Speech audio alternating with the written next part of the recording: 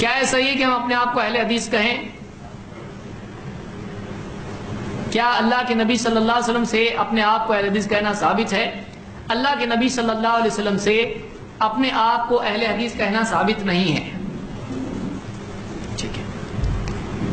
ہاں لیکن اہل حدیث کہنا یہ سلف کا اجتہاد ہے اور سلف اس پر قائم تھے. آپ دیکھیے ایک سمپل جواب آپ کو دیکھتا ہوں، اس کو یاد رکھیے. آپ حدیث کے بارے میں اللہ کے نبی صلی اللہ علیہ وسلم نے کبھی نہیں کہا کہ یہ صحیح حدیث ہے اور یہ ضعیف حدیث ہے، یہ متواتر ہے اور یہ شاذ ہے، اور یہ ایسی حدیث غریب ہے اور عزیز ہے اور مشہور ہے. اللہ کے نبی صلی اللہ علیہ وسلم نے کیا کہا؟ نبر اللہ امرأ سمع منا حدیثا فحفظہ فبلغہ کما سمع. اللہ سرسبز و شاداب رکھے اس کو جو ہم سے حدیث سنے اور اس کو محفوظ رکھے اور جو سنا تھا پہنچا دے. تو آپ صلی اللہ علیہ وسلم نے حدیث کو کوئی اور لیبل دیا نہیں، خالی حدیث کا حدیث، بس ختم حدیث. لیکن بعد میں لوگوں نے اپنی طرف سے حدیثوں میں کیا کی؟ ملاوٹ کی. اس زمانے میں علماء نے کیا کیا؟ انہوں نے ملاوٹ میں صحیح اور غلط کو الگ کرنا پڑے گا، حق اور باطل کو الگ کرنا پڑے گا. تو انہوں نے کیا کیا؟ حدیث جو معتبر تھی اس کو کہا یہ صحیح حدیث اور کہا یہ ضعیف حدیث. تو انہوں نے حدیث پر اپنی طرف سے لوگوں کی آسانی کے لیے کیا لگایا؟ لیبل لگایا. آج ساری امت مانتی ہے کہ حدیث میں صحیح بھی ہوتی ہے اور ضعیف بھی ہوتی ہے، کیونکہ یہ ہمارے سلف کا اجتہاد ہے، اس پر اتفاق ہے.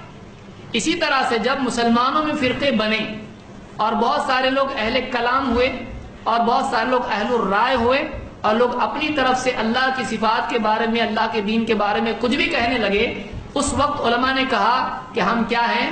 ہم اہل حدیث ہیں، ہم حدیث والے ہیں. تو جب انہی علماء، اور یہ کون علماء ہیں؟ امام احمد ابن حنبل، اسی طرح سے امام یحییٰ ابن معین، اسی طرح سے دوسرے اور بھی بہت سارے علماء، امام البخاری ہیں، امام بخاری ہیں.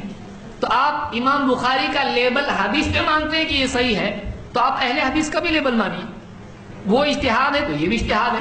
اب کوئی آدمی کھڑا ہو کے کہے حدیث کو بتاؤ، حدیث میں کدھر لکھا ہوا کہ صحیح حدیث ہے؟ آپ حدیث صحیح ہے یہ حدیث میں بتاؤ، آپ کو نہیں ملے گا. یہ بعد میں ضرورت پڑی، اس لیے کہ اس وقت ضرورت نہیں تھی. اسی طرح سے فرقے اللہ کے نبی صلی اللہ علیہ وسلم کے زمانے میں نہیں تھے، بعد میں فرقے بنے. تو علماء نے کہا رائے اور قیاس اور اپنی طرف سے دین میں اللہ کی صفات پر کلام کرنے والے فرقے جب بنے، اس وقت میں انہوں نے کہا کہ نہیں، ہم لوگ کیا ہیں؟ ہم اہل الرائے نہیں ہیں، ہم اہل کلام نہیں ہیں، ہم کون ہیں؟ ہم اہل حدیث ہیں. تو یہ علماء کا اس دور کا اجتہاد تھا. جب آپ نے حدیث کے سلسلے میں ان کے اجتہاد کو تسلیم کیا تو آپ اہل حدیث کے سلسلے میں بھی اجتہاد کو مانیں. تو ہم اہل سنت ہیں اور ہم اہل حدیث ہیں. کسی کو نہیں لگتا اچھا یہ نام اچھا نہیں لگ رہا، کوئی بات نہیں، وہ عملاً اہل حدیث بن جائے، حدیث پر عمل کرے. اگر لیبل نہیں لگاتا ہے تو کوئی پرابلم نہیں ہے. اسی طرح جیسے ایک آدمی صرف مسلم لیبل لگا دے تو لیبل لگانے سے جنت میں نہیں جائے گا، اس کو پریکٹیکلی مسلم بننا پڑے گا. اسی طرح سے اہل حدیث ایک منہج ہے، وہ صرف لیبل نہیں ہے، وہ پہچان کے لیے، آسانی کے لیے ہے کہ ایک آدمی یعنی اپنی رائے، اپنی عقل، اپنے قیاس پر چلنے کی بجائے اللہ کے نبی صلی اللہ علیہ وسلم کی حدیثوں کو اپنے لیے قرآن کے سمجھنے کے لیے اور دلیل لینے کے لیے رہنما بنائیں. وہ اہل حدیث ہیں. آپ لیبل اہل حدیث کہیں، اہل اثر کہیں، سلفی کہیں، کچھ بھی کہیں، آپ یہ لقب اگر نہیں لیتے ہیں آپ عمل لے لیں، کوئی مسئلہ نہیں ہے. اللہ تعالیٰ ہم کو سمجھتا فرمائیں. ویسے وقت ختم ہو چکا ہے اس لیے کہ گنجائش ابھی نہیں ہے. اللہ تعالیٰ ہم سب کو سمجھتا فرمائیں. اقول قولی ھذا واستغفر اللہ لی ولکم.